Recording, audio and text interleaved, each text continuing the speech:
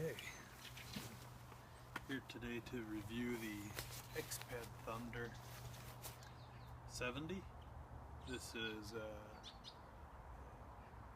70-liter backpack, weighs about 1.6 kilos, and you know, I haven't had it too long. I've only had it for about a week, and I've walked about 60 kilometers in it. And the story behind it, why I would go and look for a backpack that is not really that light, is I've been looking for a good winter pack with a good sturdy frame that I can carry a little bit more weight in. The Z pack is a great pack, but when I start getting around over 8 to 10 kilos, just on me personally, on my body, it starts to hurt my shoulders a lot. So I was looking for a little bit heavier backpack that I can have for winter use or on a longer summer trek. I mean, it is a bit heavy though, almost too heavy, but I'm sure with some adjustments, I'll talk about that later. I can show some of the details of this first. You look at these little hooks. It's a very well designed backpack. I really love these features. I love backpacks and designers that take this kind of stuff, you know, that make these flaps to make it accessible. You know, it's something I'm missing. And actually, I was looking at the Hyperlight Mountain Gear 4400 Sidewinder, I think is what it's called. And I really like it. It's light. It's 1 kilo for that one, and it has about the same carrying capacity, a little less than this one. But what I really miss on the ultralight backpacks, something that a lot of the traditional backpacks have, is just these extra little features that you can actually get in and out of your backpack without too many problems. You know, without having to carry. If you look at the Hyperlight Mountain Gear and even the Z-Packs, I know Z-Packs makes one that you can actually open it up like this, but that's a fairly new model that I haven't had myself. But if you look at the, you know, the ultralight backpacks that don't have these kind of extra features, you have to get something that you have here, you have to empty out the entire bag to get that one little thing. And that to me has just been such a pain in the ass. So I really like this Exped in that it has these that you can get into your pack like this.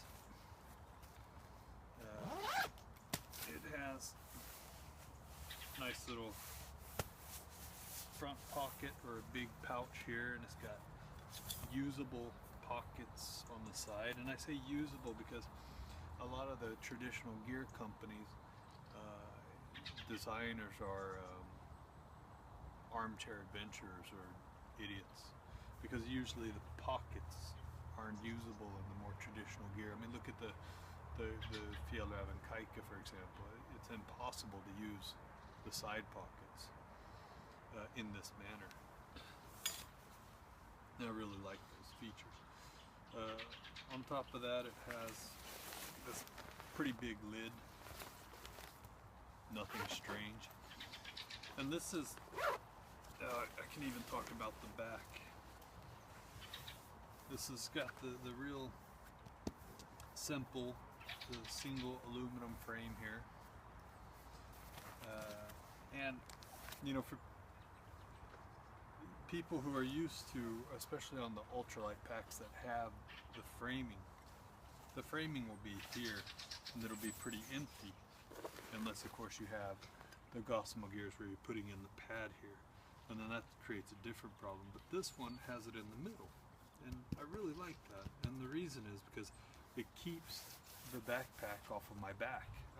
I've walked, what was this, about 60 kilometers in this with around 12 kilos. I really tried filling this thing up just as with all my gear. In fact, I put 2 different kitchen sets in it just to get the weight up. And it was completely off my back except for the lumbar support. But otherwise it was just kind of resting there, sat really, really well.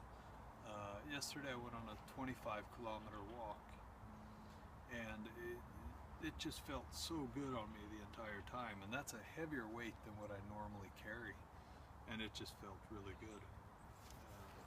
And you know, there's nothing gouging me in the back. You know, and that's the thing with ultralight, is a lot of times it's really hard to fill up a backpack, which is why I like a frame. But the problem is that if the frame is like this, then you get everything just gouging you in the back. Or if you have this sitting mat, then you're just sweating on your back because it just kind of compresses onto your back, and that sucks. Just going around with a real sweaty backpack. So I like how this kind of it stays off of my back. I wasn't sweating on my back at all. Even this part was just barely touching my shoulder blades.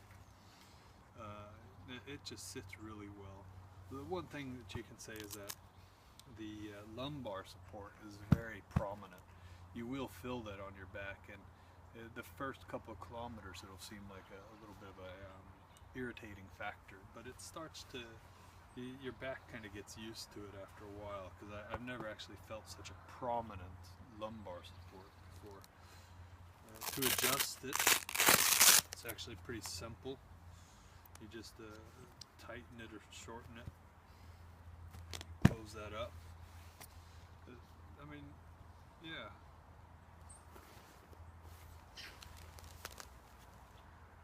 So what can I say? I mean, this thing is actually in the risk of becoming my regular pack even for summer, even though it's just massive and completely, totally heavy. But it really does sit well, and I like the fact that it balances well as well. I mean, this is a 70-liter pack. You can see how tight it is, thin, and you can compress it even more if you want. You know, the problem with most packs, this is something that the light packs really need to take into consideration, is that they're built on thickness. So they're saying, well, you know, it's such a small bag, and this is like that thick. And unless you're a fat ass, that's going to put your balance really just kind of behind you. So I really like how thin it is and how tall it is. It really sits like the Z-Packs, which is also thin. So my only real complaints about this is the weight. It's such a good pack. You know, this really is one of the better designed 70-liter packs that I've seen. There's just so much attention to detail here, and it's so easy to use. There's nothing hidden, there's nothing you have to figure it out. It's just so easy to use, and it's usable. Everything on here you'll end up using. But here's my thing with it. Such a great design pack, and I'm sitting here and thinking, why couldn't they make it at least 300 grams lighter? I mean, it's almost like the designer sat there and they had this perfect product. And then you got the guy with the spreadsheets coming over and saying, well, you know, to compete, we need to make it at least 500 grams heavier. We need to add features on it, and we need to make it heavier and seem more durable. And the designer's like, oh God, how do we get around this? You know, and that's really kind of the feeling I get. I mean, you know, I'm sure if you, I'm going to be making some additions to this, or I guess you can say taking it away, because if you look at the Z-Packs and you look at the Hyperlight mountain gear, they don't have a lid. So, and I'm sure that this lid weighs at least 300 grams. I'll take it off and measure. And this one, you don't have to do any kind of major operation. You just button it and take it off. And I'm sure if you take off these extra, you know, several meters of lineage on this thing, that you know, you could get, I'm sure you can save at least 400 grams on this just by cutting away unnecessary things. And that's kind of where, it's kind of why I'm looking at having it as my regular backpack, because it sits so well. It has a, you know, I think it's got about, what was it, 55 pound carrying capacity, and I believe it, because at 30 pounds this thing sits wonderfully. You know, just so many features, and you take that lid off and then you're getting, it starts looking like your more traditional ultralight backpack with an adjustable frame. And let's say theoretically I can get it down to 1.2 kilos. That's a 1.2 kilo 70-liter bag with such design features that are just amazing, with usable pockets, with an excellent support system. The frame, I love this frame design. You know, so you look at it, you say, okay, you can get this down, we'll just say 1.3 kilos, taking off the lid and cutting off some cables that's not needed. 1.3 kilos for a 55-pound capacity backpack that costs $200, with these kind of design features of being able to reach in. It's not a long tube. You don't have to fill it up in a taco style sit mat or anything. You know, you start looking at like that, $200 extremely well designed backpack where you get rid of all these excess features and got such a great adjustable. You can't beat it. That's a, you know, we're talking this pack was so close to being the perfect ultralight big weight pack, and then they just kind of screwed it up with, you know, material that you could probably, I don't know, build a house with. It's just so thick. You're just like, why? Use a lighter material. It's pockets are for the most part usable. For the most part, these ones, they're a bit small, but they're usable as compared to the Osprey Exos, which isn't usable at all. But these ones you can actually, I had a few things in them.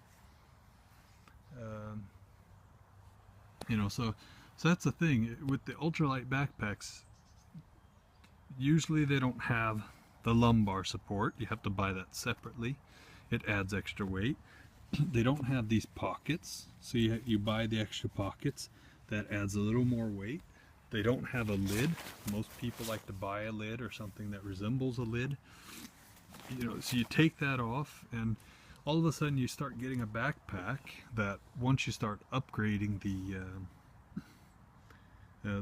ultralight packs, you know, I don't actually think they're too far away in weight. You know, for the heavy load, of course, you can get a ultralight Gossamer gear that weighs 300 grams, and you can carry a toothpaste, you know, toothpaste and a toothpick in it. But I mean, we're talking heavy load, couple weeks out in the winter. You're gonna need a bigger backpack that can carry a massive load. So yeah, I'm gonna do some minor adjustments to it so I can get it down.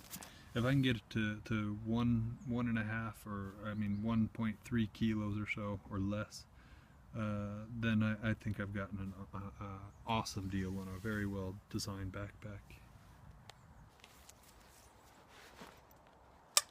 Okay, so this is how it looks when it's all, and I've still got all of my gear from yesterday in here.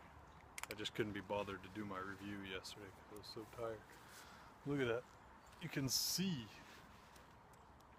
how it just kind of stays off the back. And I really like when it's not on my back, but if I want to, then of course I can just tighten it, but it still stays off of my back. I mean, that's a well-fitting backpack. 70 liters filled up with about 30 pounds right now, and it feels really good. Like I said, for the first time in a very long time, I was on a hike and I didn't get any pain in my shoulders. And it's been a very long time actually since I haven't had that. So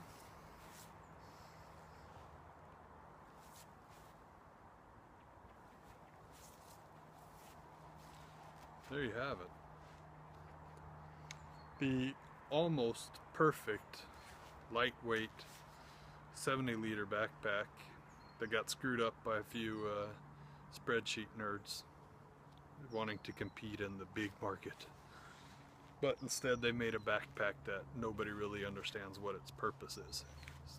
The traditional backpackers, the heavy miserables, as I like to call them, they're not even going to look at this pack because it's not heavy enough, it's not ugly enough, it doesn't have camo on it, and the ultralighters are looking at it and saying, hey, that's too heavy. But I see it as a work in progress. It's so close to being the perfect backpack, big load backpack for ultralighters. It's so close, and yet just not there yet.